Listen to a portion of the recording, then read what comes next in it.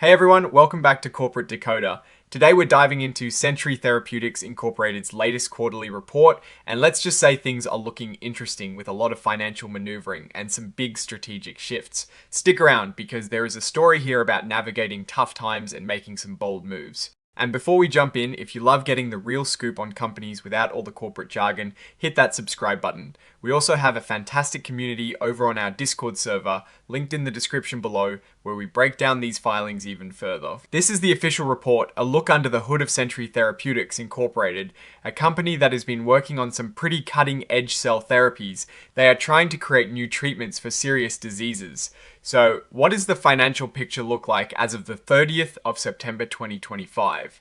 Let's find out. When we look at their balance sheet, the first thing that jumps out is how much their cash and investments have changed. They had about $137 million in current assets at the end of September 2025, down from nearly $195 million at the end of 2024. Specifically, their cash and cash equivalents are around $55.5 million, and they have short-term investments of over $77 million. That is a significant chunk of change, but it is also less than they had at the start of the year. Now, let's look at their liabilities. This is where things get really interesting. Total liabilities are down to about $68 million from over $191 million at the end of 2024. This big drop is mainly because their deferred revenue, which is money they received for services they haven't provided yet, has decreased dramatically.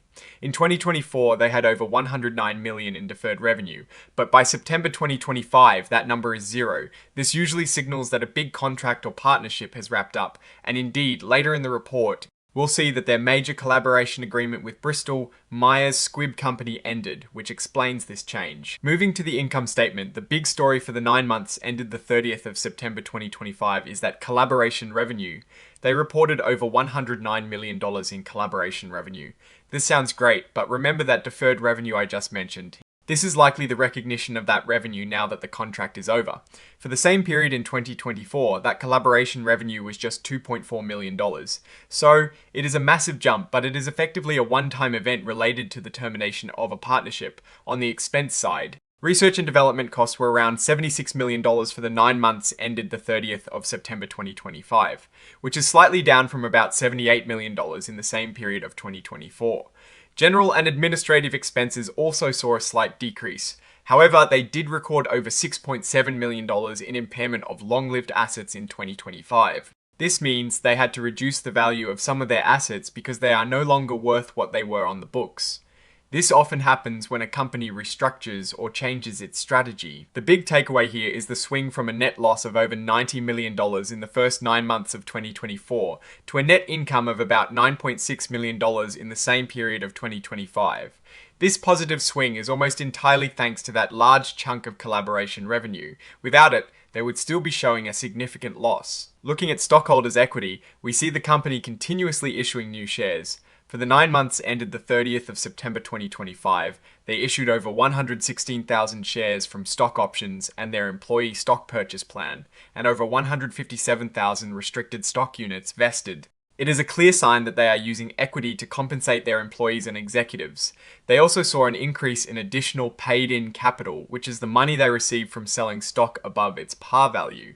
Their accumulated deficit continues to grow, showing that cumulatively they have lost more money than they have made since they started. Now let's talk about cash flow, which is crucial for any company, especially a biotech firm. For the 9 months ended the 30th of September 2025, net cash used in operating activities was around $87.8 million. This is largely driven by their operational losses. However, they had a huge inflow of cash from investing activities, over $85 million mainly from selling investments.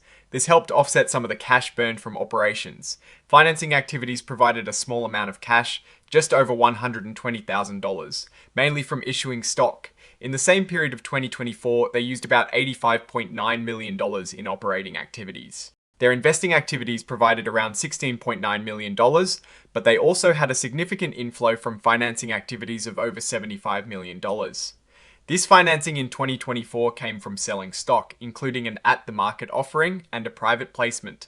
This shows they were actively raising capital in 2024. The big difference between these two periods is that 2024 saw significant financing inflows, while 2025 saw a substantial cash inflow from selling investments, which is a common strategy when a company needs to bridge the gap between cash burn and new funding rounds.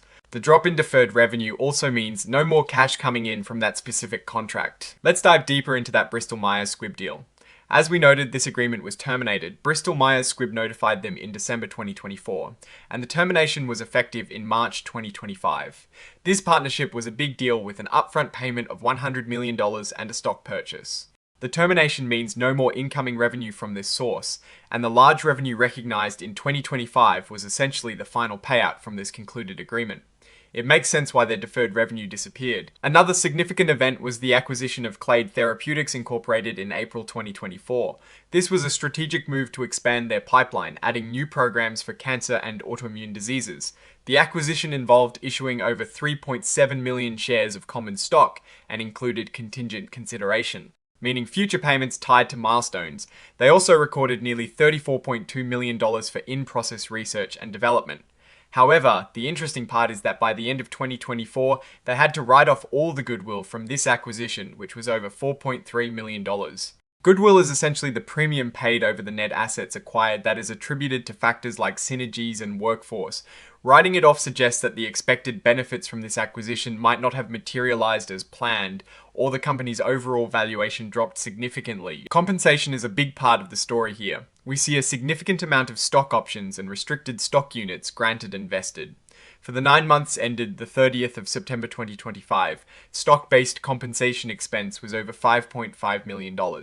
This is a way for companies, especially in biotech, to attract and retain talent when cash might be tight. While it dilutes existing shareholders, it is often seen as a necessary evil.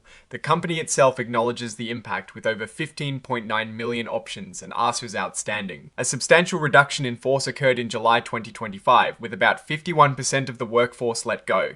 This was part of a move to right-size the organization and focus on programs with the highest potential.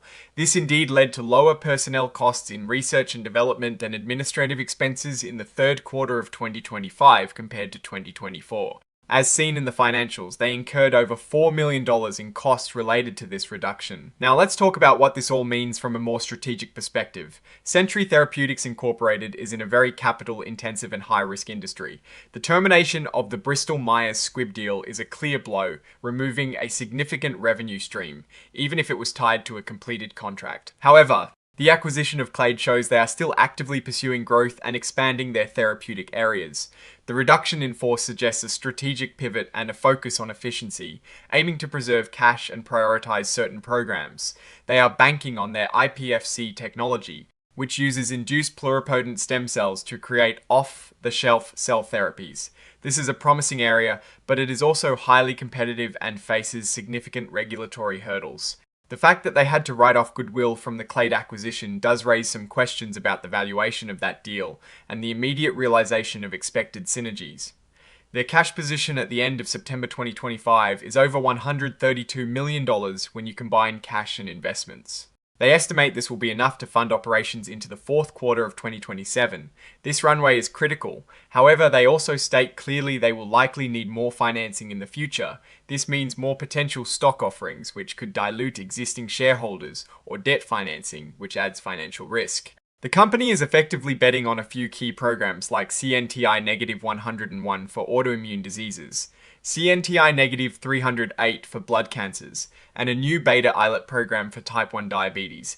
The success of these programs is paramount to their future. They are also relying heavily on their manufacturing capabilities to scale production efficiently. In summary, Therapeutics Incorporated is in a challenging but potentially high reward phase. They've managed to secure some significant one-time revenue, reduce operational costs through layoffs, and pursue strategic acquisitions. The key to their future lies in successfully advancing their pipeline, securing additional funding when needed, and navigating the complex regulatory landscape of cell therapy. The write-off of goodwill is a point of caution, but the company's focus on innovation and the sheer potential of their technology could still lead to breakthroughs. Alright, that is our breakdown of Therapeutics Incorporated's latest filing. What is your take on these numbers and what they signal for the company's future? Do you think they have a solid plan, or are the risks too high?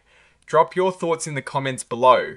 If this analysis was valuable, hitting that like button really helps us out, and don't forget to subscribe for more deep dives into corporate finance. And again, join the conversation in our Discord community. The link is in the video description. Thanks for watching, and we'll see you next time on Corporate Decoder.